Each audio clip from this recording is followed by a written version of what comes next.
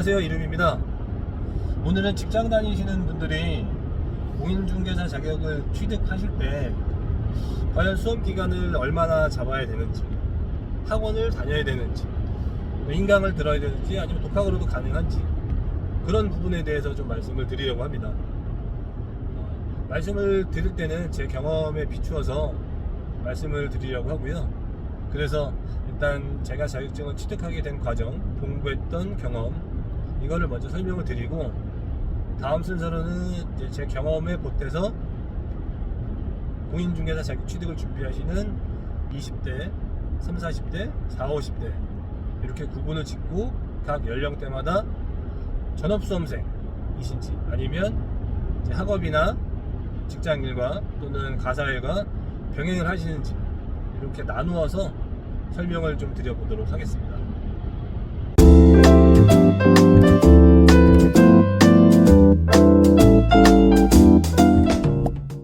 직장 다니시는 분들이 자격증 취득할 때 어떤 방법을 선택해야 되고 수험 기간을 얼마나 잡아야 되는지 말씀을 드리고자 하는데요.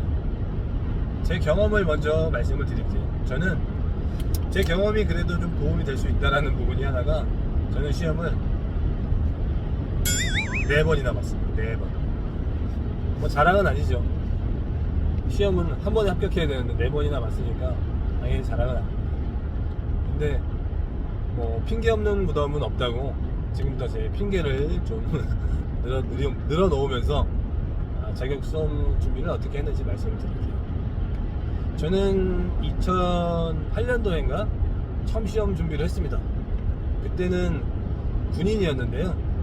저는 장교 생활을 하면서 그래도 이제 조금 휴일이나 저녁에 시간이 있었기 때문에 제대하고 뭘 할까 하다가 자격증을 하나 따볼까 해서 그때 이제 처음 시험을 한번 보게 됐죠.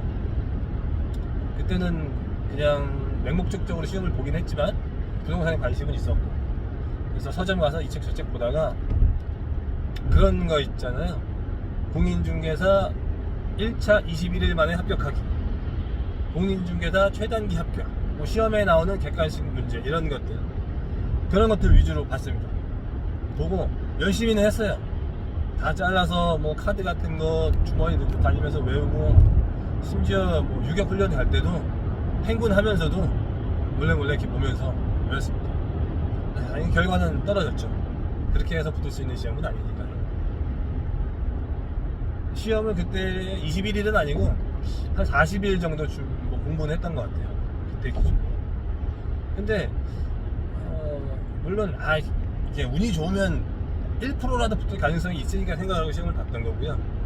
근데 당연히 그 1%는 없었고, 결과적으로 점수는 근데 민법만 꽈락이 나고 나머지는 다 50점 이상은 넘었었어요. 그래서 이거 뭐 제대하고 그거 좀 하면 되겠네, 언제라도 뭐 맘 먹고 한 3개월 공부하면 되겠네, 그런 생각을, 그런 아니라는 생각을 가지게 된 게 그때입니다. 그게 1차 처음 그 첫 경험이었고요. 두 번째는 2008년도 2009년도가 되겠네요. 제대하고 직장에 취직을 해서 신입사원이었습니다. 신입사원인데 제가 9월에 취직을 해서 그 해에는 열심히 이제 그 직장 생활에 적응을 하고, 그 다음 해에 봄부터 아마 시험 준비를 했던 것 같아요. 제가 시험을 4번 봤다고 말씀드렸잖아요. 근데 저는 매년 한 3개월씩 공부를 했어요. 지금부터 말씀을 드리겠지만 3개월만 해도 붙을 것 같으니까 그래서 3개월씩만 공부를 했습니다. 두 번째 시험 봤을 때는 그 군대에서 그냥 시험을 쳐봤다라는 경험만 있었지만, 그 경험도 굉장히 중요하거든요. 이렇게 몇 시간 동안 앉아 있어야 되는구나, 시간이 좀 지나면 2차 때는 집중력이 이렇게 흐트러지는구나, 그 정도의 경험은 있었습니다. 그래서 두 번째 시험 준비할 때는 그때도 이제 책으로만 공부를 했어요. 기본서. 그때는 이제 21일 합격은 아니고, 그때는 직장 다니면서 할 때랑 지금도 그런지 모르겠지만, 그때 제가 다닌 기업은 대기업, 상법상 분류는 대기업인데 우리가 말하는 그런 워너비 대기업은 아니고요. 그래도 이제 TV CF에 나오는 그런 이제 생활가전 기업이었는데 업무량이 너무 많았어요. 업무량이 말단이었으니까 처음에 한 4개월은 서초에 본사로 출근했었는데 제가 경기 북부에 거주할 때라서 아침에 한 7시까지 출근하려면 지하철을 첫 차를 타고 왔어요. 5시 한 40분쯤. 퇴근은 11시 막차 타고 하고. 근데 너무 힘들었죠. 지금 직장 생활 하시는 분들도 많이 힘드시고. 그래서 제가 궁극적으로는 이 중개사 얘기를 택하지 않았나 생각도 들고. 하여튼 그래서 그 직장 생활 한 6개월 동안은 직장 생활에 적응하느라고 정신도 없었고요. 막내라서 아는 것도 없고 그냥 열심히만 했습니다. 그러다가 이제 2년차 해가 바뀌면서 짬을 좀 낼 수가 있어요. 점심시간에도 한 30분 정도는 시간 낼 수 있고 왔다 갔다 시간 날 때 몰래 이렇게 또 제가 짜투리 시간 활용하는 거를 좋아해서 카드에 적어놓은 거, 뭐 핸드폰에 메모해놓은 거 이런 것도 듣는 거 출퇴근 시간 하는 거 그렇게 이제 공부를 좀 하고 집에 와서 한두 시간 공부하고 주말에 공부하고 이렇게 공부를 했는데요.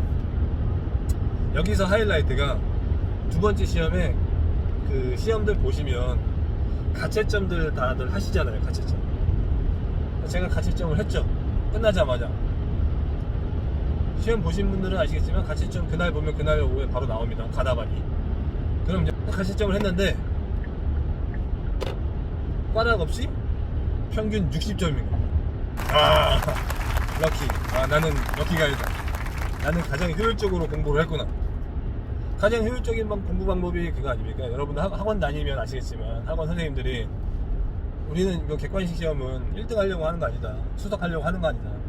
어차피 자격증 따려고 하는 거니까 꽈락 없이 평균 점수 넘기는 방법으로 공부를 해야 된다. 학문을 하지 말고 수험에 맞는 공부를 해야 된다. 이렇게 말씀들 하실 거예요. 근데 저는 같이 좀 하고 와 대박이다.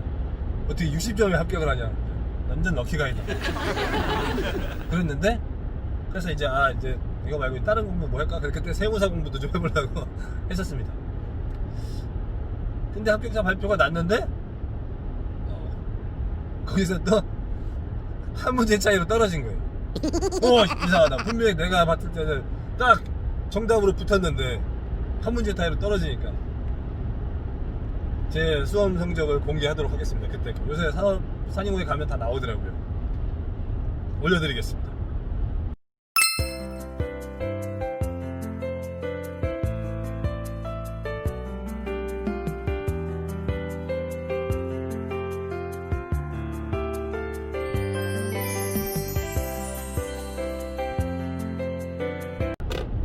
보셨죠? 보신 것처럼 제가 한 문제 차이로 떨어졌어요. 근데 분명히 제가 가다가 때 맞았거든요.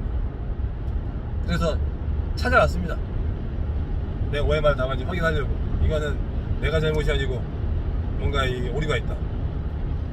그래서 그때 당시에 의정부에 산업인력공단인가 하여튼 그 시험 주관하는 곳에 지사나 뭐 이런 데가 있었어요. 자기 답안지를 요청을 하면 신분증 들고 볼 수가 있었습니다. 가서 봤죠. 그래서 한번 당당하게 보여주길래 봤어요. 복사본을 보여주더라고요. OMR 답안지. 그런데 OMR 답안지 그 한 칸에 5개 찍어야 되는 거에 하나는 비어있고 하나가 2개가 찍혀있는 거예요. 헐. 완전 헐이야 헐. 그래서 그렇게 한 문제 차이로 떨어졌죠. 근데 뭐 그때 당시에는 직장도 있었고 직장생활 열심히 하면서 부수적으로 딴 거라 뭐 그냥 그 나온 날 소주 한잔 먹고 그래도 뭐 이 정도 했으니까 뭐 내가 한 3개월 공부했는데 이렇게 나오니까 내년에도 이 떨어진 과목 이것만 조금 하면 나오겠는데 그때 아마 법이었나? 그쪽에서 아마 그랬던 것 같아요. 제가 답안지 막힌 실수가. 그래서 내년에는 뭐 무조건 붙겠네 이제 이 생각을 했죠. 그래서 결국은 그 다음에도 떨어졌습니다. 그렇게 해서 두 번째 시험이 끝났고 세 번째 시험은 말 그대로 이제 공부 하나도 안 했죠. 팽팽 놀면서 뭐 나는 한 문제 차로 그것도 마킹 실수로 떨어진 사람이니까 내 머릿속에는 이제 그게 다 들어있으니까 나는 되겠다.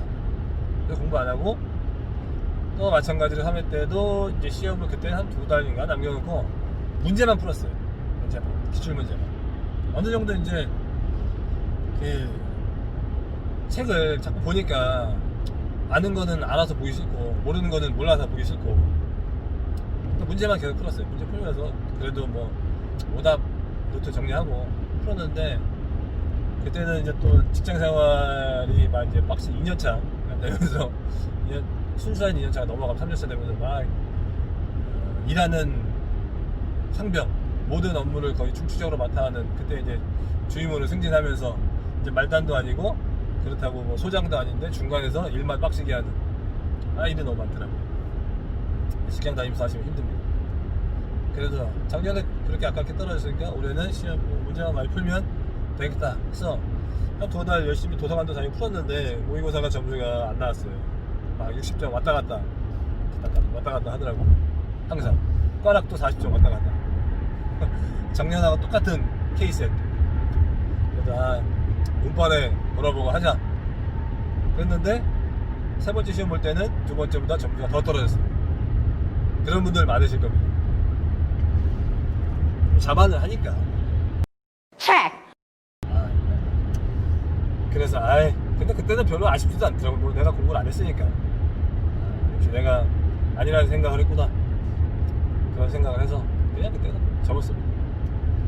그리고 그 다음에 제가 직장생활 3년차가 되지 않습니까? 여러분들 그 직장생활 하시는 분들에게 제가 조언을 드린다고 그랬는데 직장생활 하면 3년차에 딱 이제 고민이 옵니다. 이 회사가 나랑 정말 맞느냐, 더 가야 되느냐, 말아야 되느냐, 뭐 이직해야 되느냐. 저도 3년을 다니다 보니까 3년차 이제 뭐 승진도 경험을 하고 누락도 경험을 하고 강릉으로 발령한 소장으로도 나가고 그랬는데 이 직장 생활을 했을 때 가장 잘 되면 직장의 꽃 뭡니까? 직장의 꽃 직장인의 꽃 별 다는 거 이사가 되는 건데 그냥 생 사원으로 대주 신입사원으로 들어와서 별 다는 거는 쉽지가 않죠. 거의. 그런 사람들이 이제 신화가 되는데 근데 그런 사람들이 너무 힘들게 일을 해요. 제가 앞에도 말씀드렸지만 7시 제가 신입사원 때 7시 출근하고 11시 퇴근했는데 우리 이사님은 항상 엘리베이터 탈 때 저랑 같이 타요. 그분은 더 빨리 오는 거예요. 더 늦게 가고 그분이 이제 회의 때마다 소장들 모아놓은 회의하면 자기는 1년에 가족들이랑 밥 3번 먹는 거예요. 추석 때 설날 때 와이프 생일 때 그때는 뭐 그게 멋있어 보이기도 했고 뭐 저렇게 별나는구나 열심히 했는데 한 3년차 돼가니까 내가 일 잘하고 회사에서 능력받으면 저 내 뒤에 앉아있는 과장, 부장, 팀장, 차장님 저 위층에 있는 이사님처럼 잘 되면 그렇게 되는 거구나. 근데 그게 맞는가 이런 생각이 들더라고. 이제 마지막 4번째 시험 볼 때는 회사를 그만둬야겠다 하고 이제 그만두고 3개월 열심히 다시 또 3개월 공부를 해서 그때는 붙었죠. 그래서 여러분들은 독학을 하시든 인강을 하시든 학원 다니시는 건 제외예요. 학원 다니시면 제가 그때 학원 다니면 평균 한 70점 평균 한 80점 이상은 받으셔야 돼요. 학원 다니시면 과락은 당연히 높습니다. 학원 안 다니시고 직장 생활 하시면서 인강이나 독학하시는 분들은 일단 학교 포커스 목표를 평균 한 75점 그리고 전 과목 과락 없이 한 50점 나오게 그렇게 준비를 하시는 게 좋아요. 너무 아슬아슬하게 저같이 40에 60 딱 맞춰서 한두 문제, 세네 문제로 이렇게 왔다 갔다 하려고 그러면 리스크가 너무 크고 심적 타격도 너무 크고 내상이 많습니다. 결론적으로 말씀드리면 직장 다니시는 분들 수험생활 하실 때 수험 기간은 전업수험생이 아니시라면 1년 잡으시고요. 독학하시는 것보다는 학원은 아니더라도 인강 정도 추천을 드립니다. 민법하고 공법, 세법 잡으면 합격한다고 보니까 그거를 초반에 중점적으로 하시고 마지막에 수험생활 1년을 잡았을 때 한 1, 2개월은 기출문제를 충분히 푸세요. 기출문제를 제가 봤을 때 저는 마지막에 합격할 때는 기출문제 최근 10년치를 마지막 주에는 거의 매일 10년치를 한 번씩 다 봤던 것 같아요. 어차피 문제 은행식이 그렇게 많이 안 바뀌니까 중개사 시험은 어느 정도 이제 이해가 되셨다. 앞서도 말씀드렸지만 우리가 100점 맞은 시험이 아니고 부동산 학을 하는 게 아니고 민법 법에 대해서 학문을 하는 건 아니니까 어느 정도 내용이 숙지가 되고 이해가 됐으면 문제 풀이를 많이 하시는 거를 권합니다. 문제를 많이 풀면 나오는 부분이 정해져 있으니까 그런 부분은 꽉 잡으시고 불이타는 버릴 건 버리시고 그렇게 하시는 게 좋을 것 같아요. 직장에. 그게 아니고 저처럼 1년 내내 공부할 수 있는 여건이 안 된다든가 본인 성향이 안 된다든가 그러시면 1년 1차, 2년차에 2차를 수업기간을 나눠서 첫 해 3개월에서 1차 그 다음에 3개월에서 2차 이렇게 하시는 것도 나쁘지 않을 것 같아요. 직장 생활을 하고 있으니까 경제적 부담이 없으니까 그렇게 하셔도 될 것 같아요. 여기까지가 제 경험담하고 직장 다니시는 분들이 방향을 어떻게 잡으면 좋겠다라는 걸 간단히 말씀드렸습니다. 다음 시간에는 그 연령대별로 그리고 전업수험생과 비전업수험생의 수험 기간 방법 등을 말씀을 드려보도록 하겠습니다. 감사합니다.